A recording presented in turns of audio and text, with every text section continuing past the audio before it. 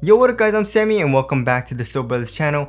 And this is my first impressions look on the Jordan Luka 1. So this is Luka Doncic's first signature shoe with Jordan brand. And it's been leaked, and we know the tech spec, or we've known the tech specs for like a month, I think. And I finally got it in. I got it on eBay. So if you guys do want to cop, I'll try to leave an affiliate link in the description box. As far as the retail price goes, we're not 100% sure, but people are saying that it's around 110 to 120 bucks, which is that makes sense. You know, usually first signature shoes are on the cheaper side of things, right? Around the 110, 120 bucks. And as far as the tech goes, the tech is actually pretty cool. So I feel like Jordan Brand's giving us pretty good tech for the price. And yeah, if it's around that price, I'd be pretty damn excited. But anyways, let's get it started off with the Tracciones. And in this colorway, we have pretty much a translucent outsole. And usually I don't really like translucent outsoles because it can't perform differently than their solid rubber counterparts. And also, I just don't like yellowing. You know what I mean? Yellowing it just doesn't look as good in my opinion. I know some people do like it, but I don't really like it all too much.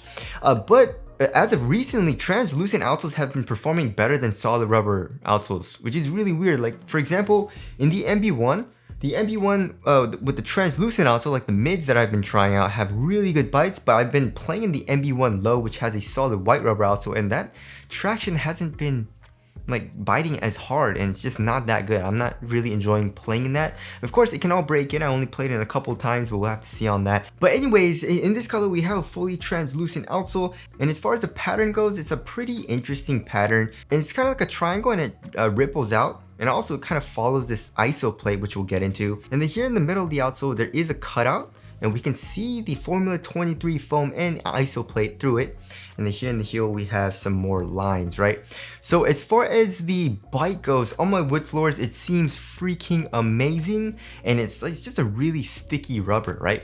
But it seems like it's picking up a little bit of dust, right? So right when I first got it, I put it on, and it was super loud. It's a very, very loud squeak, by the way, which I like, and it was biting really well, right? But you know, I was walking around a little bit, you know, doing some like I don't remember. I think I was like making some food or something and just walking around in the kitchen, and it felt like it was starting to pick up a little bit of dust, and it didn't seem as grippy, which definitely does suck. So we'll have to see on the performance on dust, but it seems to have a really good bite on just like my wood floors.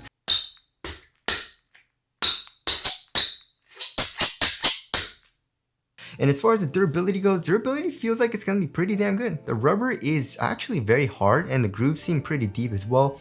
So yeah, I mean, outdoor use should be fine. And now moving on to the heel to toe transition. Overall, it feels like it's gonna be very smooth, right? So here in the heel, we have a nice rounded shape. Also pretty much fully exposed midsole, right? It's not really caged besides right here, but that's not in the heel at all. So there is a nice little compression. We have a nice smooth feeling here in the heel so far. And then forefoot, we have a nice curved shape and a good amount of forefoot flex, just a tiny bit, like on the edge, right, of the toe box a little bit here. But of course, we do have this ISO plate, right? And it's just plastic. And we can see that it's all, I believe this is all one piece, right? So it also like cages the foam, and I guess acts as a lateral counter a little bit, right? But it's mostly there to cage the foam and also for torsional rigidity. But also it kind of like, there is a little bit of bend like right here, right? Where this part is. And it kind of feels like springy, right? So when you're running on the court, hopefully there is a little bit of a spring sensation, which of course that would feel nice. That's what I'm feeling a lot in the Wild 10 right now. It has a carbon fiber miffed chain plate.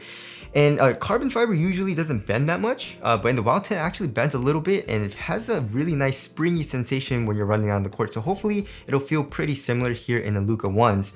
But overall, heel to toe transition feels very, very nice. All right, moving on to the cushioning setup. So this is the debut of Formula 23 foam, and that's Jordan Brand's brand new foam.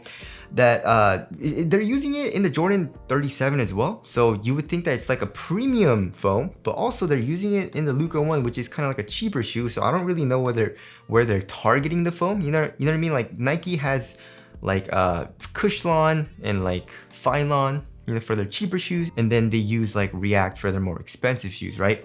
But anyways, It is a carrier though, so shout out to IMVB shoes for the picture, but there is a dismantling of the shoe, and we can see, well, I mean, we can also see here on the bottom of the shoe as well, right? So it's just like green color, and that's the Formula 23 foam, that's what I'm guessing, and it says it is injected, right? So also, I'm guessing this white part is probably just like a Phylon, but it's actually quite soft, right? Pressing with my finger, there is a little bit of give to it, and here in the heel, there is a little bit of compression as well. I mean, just a tiny bit, it's nothing too crazy. I feel like it's more on like the stiff or like responsive side, which of course isn't a bad thing. But if you're looking for a super soft cushion, it doesn't feel super soft right now. And as far as the step and comfort goes, step and comfort feels all right, right? So the insole, well, first of all, the insole's pretty dope, right? So I don't know if you guys can see it, but on one shoe it's blue, and then on the other shoe it's red. It's a red color, so that's a nice little touch in this colorway. But the insole is just a regular ortholite insole, so it's not anything crazy. And then if you look underneath the insole, we can see a strobo board, and the strobo board is actually like on the stiffer side of things, but there is a little bit of give to it, right? And when I'm like wearing the shoe right now, as far as first impressions go, there's a nice little soft, subtle sensation for step and comfort, like right underneath my foot. It's nothing crazy. Like for example, in the WOW 10, I don't know why I'm referencing the WOW 10 a lot, but I absolutely love the step and comfort in that shoe, just because the strobo board that they use is like really soft. The Luka one, I feel like, you know, Formula 23 is actually pretty soft. Like you can feel it right here, right? And it feels really soft, but of course the strobo board is kind of on the stiffer side of things. But like I said, it's kind of soft right now, right? So hopefully once I break it in and play in it, the strobo board gets a little bit softer, and it gets a little bit better for step and comfort, but it's also like not terrible right now, right? But as far as the overall cushioning setup goes, it feels like it's gonna be an overall like responsive shoe with like a little bit of compression, and that's pretty much it. Like, and also a little bit of comfort. It's probably better than like a Phylon, but nothing like special, you know? I probably prefer like, you know, the PG6 or like the MB1. But of course I need to play in it and break it in and all that. Core feel also is actually very good. Alright, now moving on to the materials. So the material is actually pretty interesting. So in the shoe we can see cables, right? And they're calling it a flight wire cable. And it kind of like zigzags throughout this entire upper, mostly here in the toe box and on the lateral side. It's not present on the medial side, which makes sense because you don't really need support on the medial side. You need it more on the lateral side, right? And yeah, so it's pretty much like a textile material underneath. And then we have the flight wire, which is, I'm guessing like it's glued down. And also we can see like it's glued down with the fuse on like on the bottom of this upper right here, right? It's really thin. Right, look at that, super duper thin. It conforms to my foot extremely well. There's no pinching. It also feels really supportive. There's not like really any stretch to the material. So I feel like the material composition, they did it like really good so far. It feels really nice on foot right now. And then here on the bottom of the tongue, we have some, it's like a neoprene type of material with a couple of ventilation holes. And then for the tongue, we have an average amount of padding. So that feels pretty nice on top of my foot. And also like, it's like an asymmetrical tongue. Look at that. It's kind of weird. It reminds me of like the Kyrie Low 5. I don't know why they did that. Also, I wish the tongue was a little bit larger. You know, like if you guys can see, the laces kind of like go over it like this. So I constantly have to fix it and put the laces over the tongue. But anyways, just a minor thing there. And then here in the ankle area, we have pretty minimal padding too. I would say there's like a little bit more padding here where like in the back of the heel where your Achilles is, but for the most part it's actually very minimal. And also it's like an inner booty kind of, right? This part is separate from like the foam like inner booty, which is kind of weird. It reminds me a lot of like the Why Not. Remember like the Why Not 0.2 and 0.3. But overall, it's a pretty minimal feeling upper. It does feel kind of cozy for the tongue. I like how it feels so far, and also overall, it does feel very supportive. So I do like that. But as far as the quality goes, the quality doesn't seem like the best. Like the fuse that they use seems a little cheap. I guess I do like this like material that they use in the heel, right? It's like a iridescent type of material. It's also on the tongue, as you guys can see. It's more like an iridescent purple, like bluish color. Moving on to the fit, I went true to size and it fits me pretty well. You know, lengthwise, I was good to go. It is actually very snug lengthwise. So I would say if you don't like that, probably go up half a size. Like my toes are pretty much right to the edge of the shoe. So be careful on that. And also another thing that I don't really like is the toe space, right? So I don't know if you guys can see, but it like kind of scrunches up, and I can pretty much full on curl my toes up inside of the shoe, right? So there's a good amount of toe space, which personally for me, I don't like. I like to have a very, very snug fit here in the toe box to the point where I can't even like curl my toes up. Just a personal preference of mine. So of course, if you like a roomier toe box, then that'll probably be better for you. But for me, I don't really like it all too much. And then for the width, I would say it's around a normal width, right? So overall, it's a more relaxed fit. And obviously, I don't really like that as much. But if you have a like normal foot or maybe even a wide foot, you should be okay going true to size. But if you do want to be careful, probably go up half a size. All right, as far as the support and lockdown goes, so for lateral containment, it feels like it's gonna be pretty good. I mean, as far as a lateral counter goes, there's not a whole lot going on for it here in the forefoot. The material does seem very supportive, like I said, but I mean, I guess the foam does come up a little bit. I don't know why they were talking about like this ISO plate being good for lateral containment, which it's not really. You know, it doesn't really come up to act as a sidewall. No, if it came up a little bit more, then it would make sense, right? But we'll have to see on that. And then here in the midfoot, I guess it does come up a little bit, but you know, you don't really need anything in the midfoot. If you have something here in the forefoot and here in the heel, you don't really need anything in the midfoot, right? But anyways, here in the heel, there is an internal heel counter, right? And also, I guess we have this rubberized material as well. It's kind of like part of the outsole actually. It comes up to cage the cushion, and it also comes up to act as a sidewall just a tiny bit. So lateral containment feels like it's going to be good. Hopefully the material is supportive enough here in the forefoot. We'll have to see on that, of course.